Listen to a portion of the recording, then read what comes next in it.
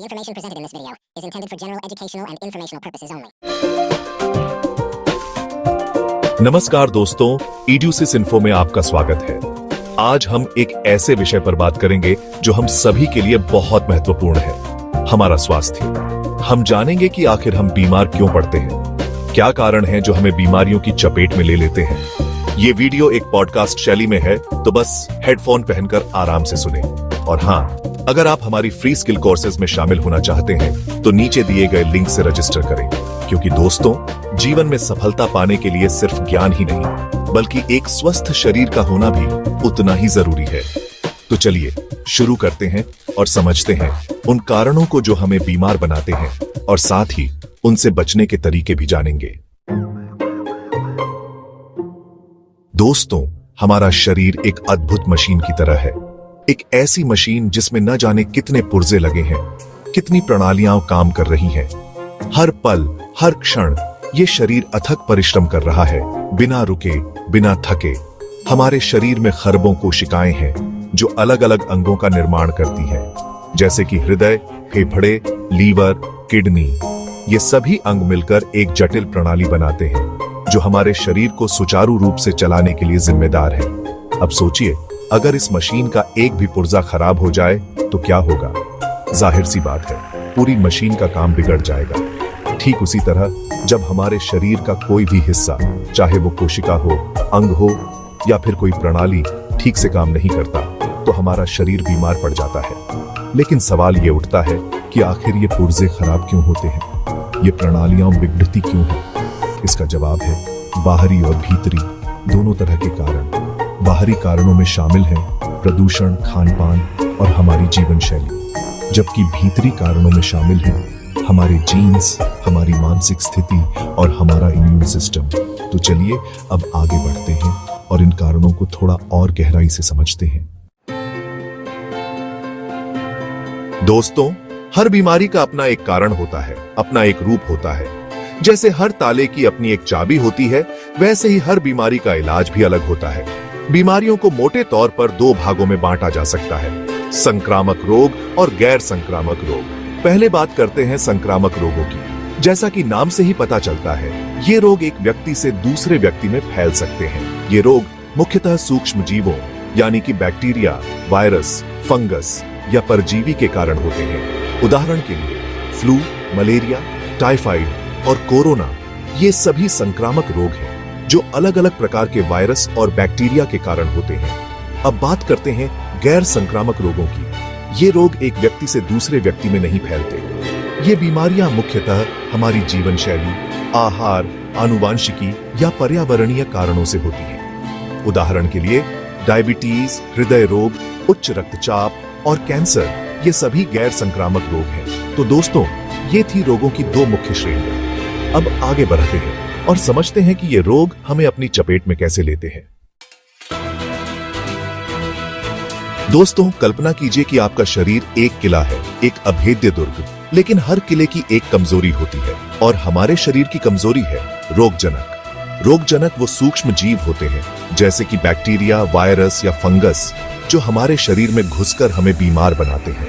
ये रोगजनक हमारे शरीर में कई तरीकों से प्रवेश कर सकते हैं, हवा के जरिए, पानी के जरिए, भोजन के जरिए या फिर किसी संक्रमित व्यक्ति या वस्तु के संपर्क में आने से।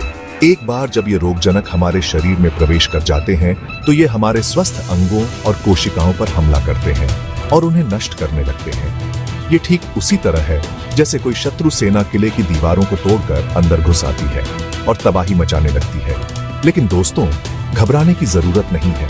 हमारा शरीर भी कोई कमजोर नहीं है।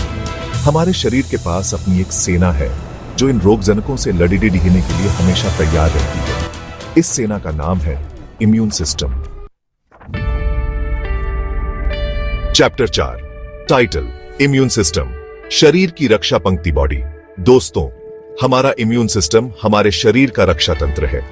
ये एक ऐसी सेना है जो हर पल, हर क्षण हमारे शरीर की रक्षा के लिए तैनात रहती है। ये सेना कई तरह के सैनिकों से बनी होती है, जैसे कि श्वेत रक्त कोशिकाएं, एंटीबॉडीज और अन्य रक्षा प्रणालियां।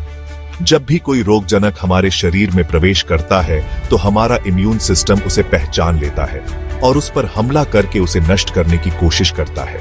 ये ठीक उसी तरह है जैसे किले की दीवारों पर तैनात सैनिक दुश्मन सेना को देखते ही उस पर तीरों और भालों से हमला कर देते हैं। लेकिन दोस्तों, कई बार ऐसा होता है कि दुश्मन सेना बहुत ज्यादा ताकतवर होती है या फिर हमारे किले की दीवारें कमजोर होती हैं। ठीक उसी तरह अगर हमारा इम्यून सिस्टम कमजोर हो या फिर रोगजनक अत्यधिक शक्तिशाली हो तो हमारा शरीर बीमार पड़ सकता है। इसलिए दोस्तों, ये बहुत जरूरी है कि हम अपने इम्यून सिस्टम को मजबूत बनाए रखें।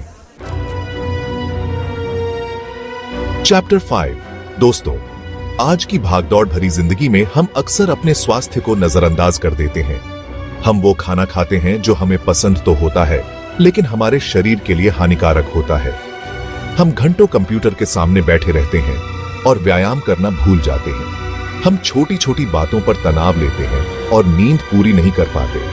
और यही सब कारण है दोस्तों, जो हमारी जीवन शैली को अस्वस्थ बनाते हैं और हमें बीमारियों की चपेट में ले आते हैं।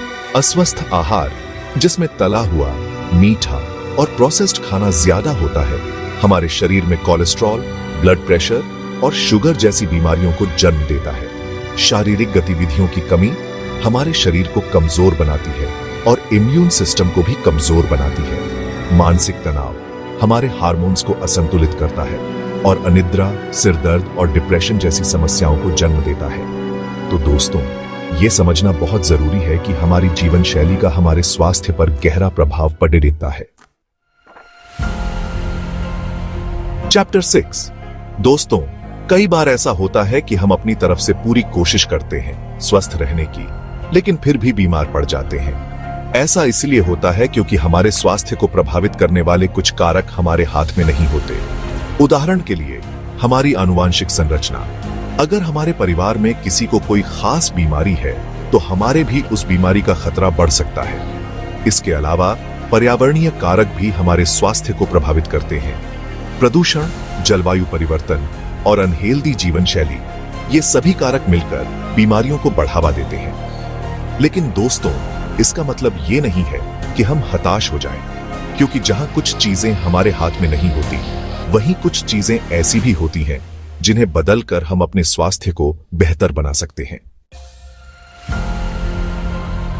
चैप्टर 7। दोस्तों, अब सवाल ये उठता है कि हम बीमारियों से कैसे बच सकते हैं। तो चलिए जानते हैं कुछ ऐसे उपाय जो हमें स्वस्थ रहने में मदद कर सकते हैं। सबसे पहले बात करते हैं संतुलित आहार की। दोस्तों, जैसे एक गाड़ी को चलने के लिए पेट्रोल की जरूरत होती है, वैसे ही हमारे शरीर को भी चलने के लिए सही पोषण की जरूरत होती है।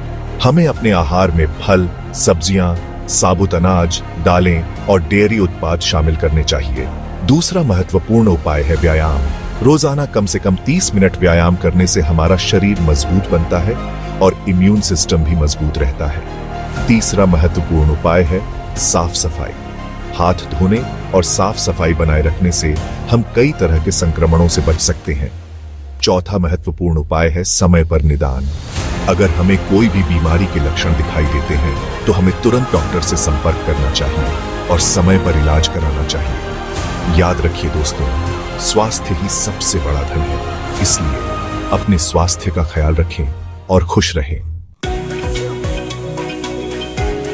सूत्रों तो दोस्तों, ये थे कुछ कारण क्यों हम बीमार पड़ते हैं और उन्हें कैसे रोका जा सकता है।